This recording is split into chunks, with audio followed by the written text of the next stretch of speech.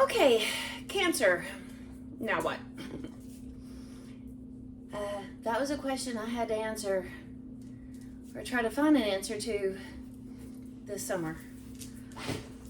So, my name is Tony Buck, and this is me trying to figure out where to go from here. If this helps anybody, makes me thrilled. So, the beginning. I was just found a mass, found a lump. And I already had a OBGYN appointment set, so I thought, okay. And I went into my doctor's appointment. I'll be honest, I was disappointed with it. In 30 seconds to a minute, I was out of the doctor's office. Now, if you can find one that you can actually fill, you're already worried. And for that to go that way, it was like, okay. I was lucky though. I already had a mammogram scheduled, so they just went into a diagnostic mammogram. I've had run-ins like this before. It runs in my family. My mom's had cancer, my grandmother's had cancer. So we were just, I've always been on top of scans, always, never missed one. We go into the mammogram and it's diagnostic, and you know when you see the look on their face, something's not right.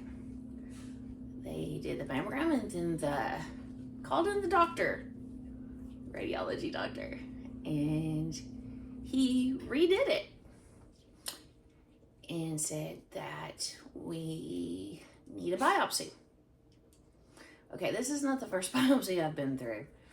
It's like, okay. He's like, do you want me to do it, or do you want to do it as soon as possible? Because apparently he's at the hospital every other week. I said, well, you know where you're looking for. Y'all found it. I'd rather you do it. I'm a teacher, so the very last day of school, that morning, I went in and had a biopsy. If you've never had one, they take a very, very long needle and they poke it into wherever they think the lump is.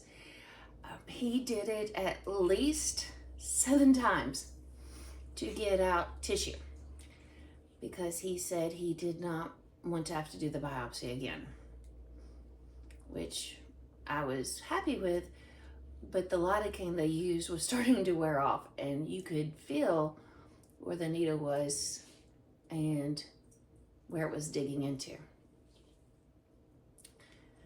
He said he would push the results, and he did. So the Friday before the holiday, he called, and that's when my world changed.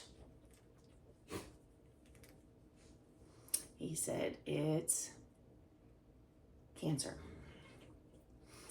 Technically, it is called invasive ductal carcinoma grade 2. They don't tell you what grade 2 means until later. So I'm going to hopefully go over some of that. So if you have to deal with it, you're not worrying about what all these numbers mean. He called on a Friday before a holiday. All the doctors were shut down. So I had to go through the whole weekend and then the holiday, before I could try to get a hold of a doctor to get to the next step. Then comes telling everybody else. I have a very, very supportive husband who is my world. He left work early to come home. I have a 7-year-old. We didn't know what to tell her or how to tell her. So we made the decision not to tell her anything until we knew more information. That may be the best decision for you. It may not be. It's what we did. So when he came home, we went to tell my mom and dad. Now remember, my mom has had cancer. Now, I've always tried to find something to laugh about, because if I'm laughing, I'm not crying. So I looked at my husband and said, my mom's going to blame herself for me having cancer.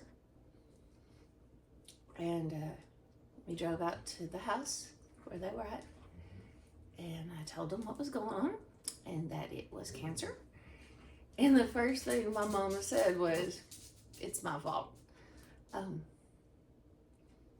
Now, it's not good that she blamed herself, but the good part was that I was able to laugh and look at my husband and said, see, I told you I was right. When you have to tell people you have cancer, you don't have any answers. You don't know how big it is. You don't know where all it's at. You don't know anything, because nothing's been done there. I was able to finally get a hold of my general doctor. I did not want to use my OBGYN for obvious reasons. I was able to get an appointment with him very quickly. And then he made suggestions of oncologist. Okay, for those of you who have to deal with this, there are more than one kind of oncologist. I did not know this. There's a surgical oncologist who actually does the surgery to remove the cancer. Then there is a medical oncologist that actually plans out your treatment. So he made a recommendation for a surgical oncologist. Her name is Dr. Fant. Now, she's fabulous. For anyone who's going through this, I hope y'all have someone like her. She sat down and she made me the focus. And she took her time and she explained exactly what the cancer was and how it starts. And she said there's steps and that we're going to get you through it. She says, I don't know what all steps we'll have to do, but we do know this cancer has to come out. So we made a plan for surgery.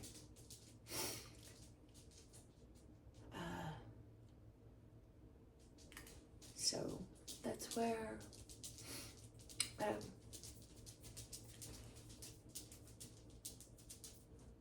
it all really started. As you can tell, I'm in a neck brace, so my cancer journey is odd. Every doctor I've seen, every specialist I've seen, that's what they've said, is it's odd. But my cancer journey started with that diagnosis and surgery.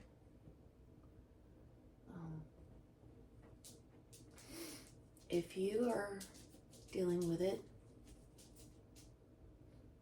I want you to have what I have.